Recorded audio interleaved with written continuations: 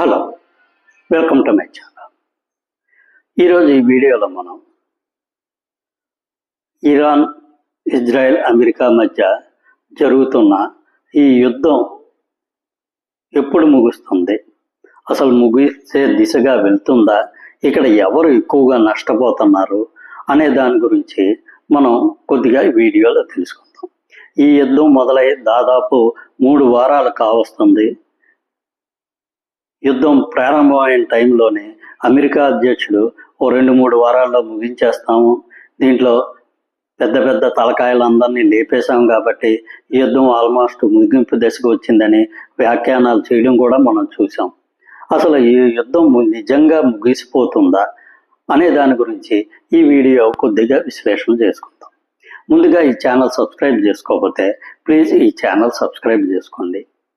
ఇక విషయంలోకి వెళ్తే, ఒక 2-3 రోజుల క్రితం ఇరాన్ని పూర్తిగా నాశనం చేశాము. అక్కడ మేము దాడి చేయాల్సినంత ముఖ్యమైన స్థలాలు కానీ లేదంటే ఆయుధ కర్మాగారాలు కానీ ఎక్కడా ఏమీ లేవు, కాబట్టి అతి త్వరలో ఈ యుద్ధం ముగిసిపోయే అవకాశం ఉందని చెప్పి శ్రీ డొనాల్డ్ ట్రంప్ గారు చెప్పడం జరిగింది. కానీ ఇక్కడ ఆయన చెప్పిన తర్వాత ఇరాన్ మరంత భారీ ఎత్తున దాడులు పెంచివేయడం జరిగింది. ఇరాన్లోనే అతి ముఖ్యమైన నాయకులు అందరినీ ఇజ్రాయెల్, యుఎస్ఏ కలిపి చంపివేయడం జరుగుతుంది. కానీ ఇక్కడ ఒక నాయకుడిని చంపేస్తే ఇంకో నాయకుడు ఆ ప్లేస్లోకి రావడం జరుగుతుంది. ఇలాగ ఎంతమంది నాయకులను చంపితే అంతమంది నాయకులు వస్తూనే ఉన్నారు. ఇరాన్ ఎక్కడా కూడా వెనక్కి తగ్గడం లేదు. వాళ్ళు భారీ ఎత్తున ఇజ్రాయెల్ మీద, అమెరికా స్థావరాలు ఉన్నటువంటి దేశాల మీద దాడులు చేస్తూనే ఉన్నారు.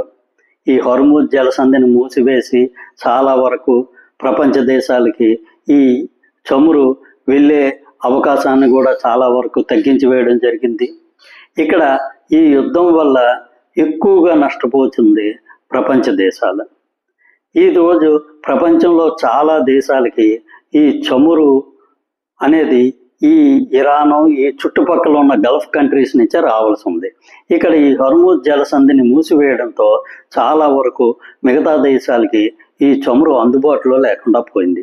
దీనితో చాలా భారీ ఎత్తున చమురు ధరలు పెరిగిపోయి ఆర్థికంగా చాలా దేశాలు నష్టపోయే పరిస్థితిలోకి నెట్టివేయబడ్డాయి.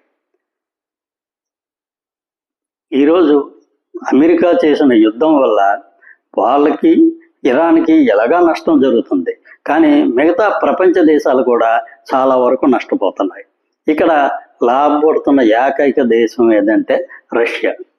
ఇంతకుముందు రష్యా చాలా చీప్గా వాళ్ళ చమురుని ఎగుమతులు చేసేది. ప్రస్తుతం వాళ్ళకి చాలా మంచి రేటు వస్తుంది. అదేవిధంగా అన్ని దేశాలు కూడా రష్యా నుంచి చమురు కొనుగోలు చేయడానికి అమెరికా అనుమతులు ఇవ్వడం జరిగింది. దీంతో వాళ్ళ వ్యాపారం చాలా భారీ ఎత్తున జరిగి కొన్ని బిలియన్ డాలర్ల వాళ్ళ ఖజానాకి చేరుతూనే ఉన్నాయి. ఇక్కడ అమెరికా చెప్పినట్టు ఇరాన్ని పూర్తిగా నాశనం చేశారు అనుకుందాం. చేసిన తర్వాత ఏం చేస్తారు? ఈరోజు ఇరాన్ ప్రజలు ఏమైనా సరే ఊరికే ఉంటారా? సంవత్సరాల తరబడి అమెరికా మీద, ఇజ్రాయెల్ మీద దాడులు చేయడానికే ప్రయత్నిస్తారు. ఉదాహరణకి మనం వియత్నాం తీసుకుందాం. వియత్నాం మీద చాలా భారీ ఎత్తున దాడులు చేసి వియత్నాంని ఆక్రమించుకోవడం జరిగింది.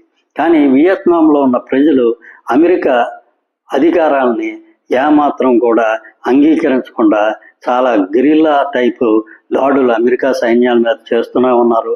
మనకి ఉన్న సమాచారం ప్రకారం ఈ వియత్నాం యుద్ధంలో దాదాపు 50,000 మంది అమెరికన్ సైనికులు చనిపోవడం జరిగింది.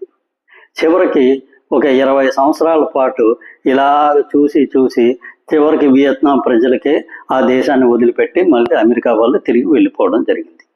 అదేవిధంగా ఈ మధ్య మనకి తెలిసిన విషయం ఏంటంటే, ఈ 2000 సంవత్సరంలో ఆ సమయంలోనే ఆఫ్ఘనిస్తాన్లో ఉన్నటువంటి తాలిబాన్లని పూర్తిగా కూల్చివేసి అక్కడ అమెరికా ప్రభుత్వం వారు ఆఫ్ఘనిస్తాన్ని ఆక్రమించుకోవడం జరిగింది.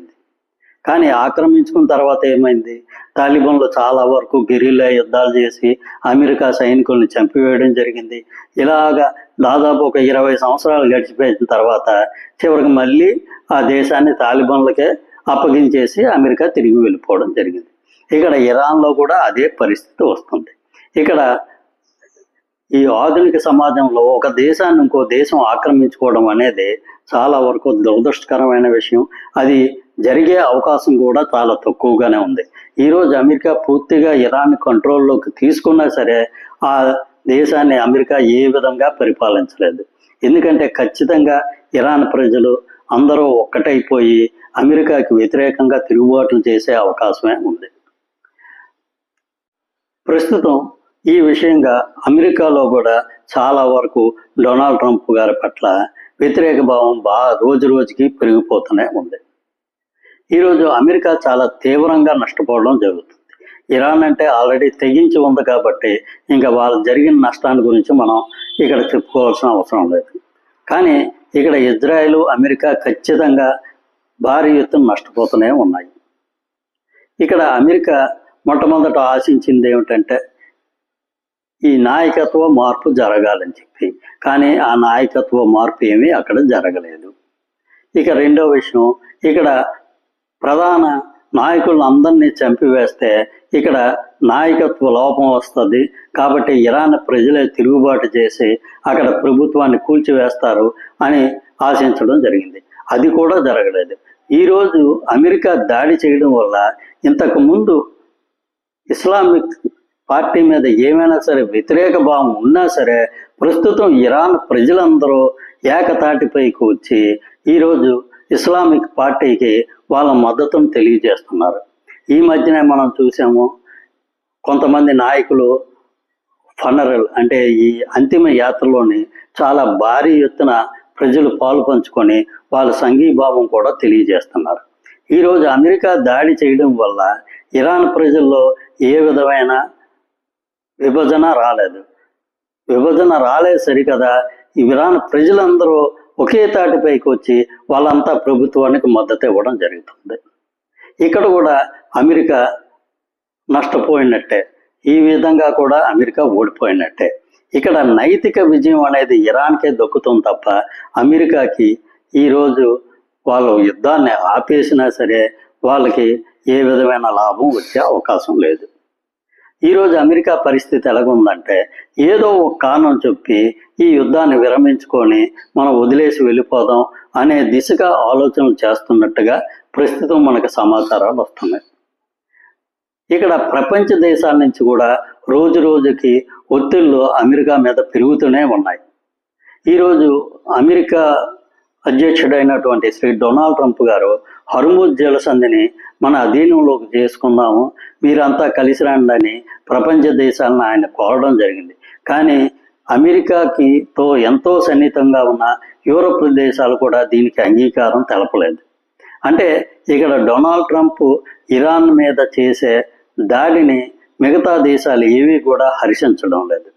కాబట్టి ఇకనైనా సరే అమెరికా ప్రపంచ దేశాలకు సంబంధించిన జరుగుతున్న నష్టాన్ని దృష్టిలో పెట్టుకొని ఈ యుద్ధాన్ని ఎప్పటికైనా ఆపివేస్తే అది అమెరికాకే కాకుండా మిగతా ప్రపంచ ఆర్థిక వ్యవస్థకు కూడా చాలా వరకు ఉపయోగకరంగా ఉండే అవకాశం ఉంది. Thank you. ఈ వీడియో నచ్చినట్లయితే ఈ ఛానల్ సబ్స్క్రైబ్ చేసుకోండి. Thank you very much.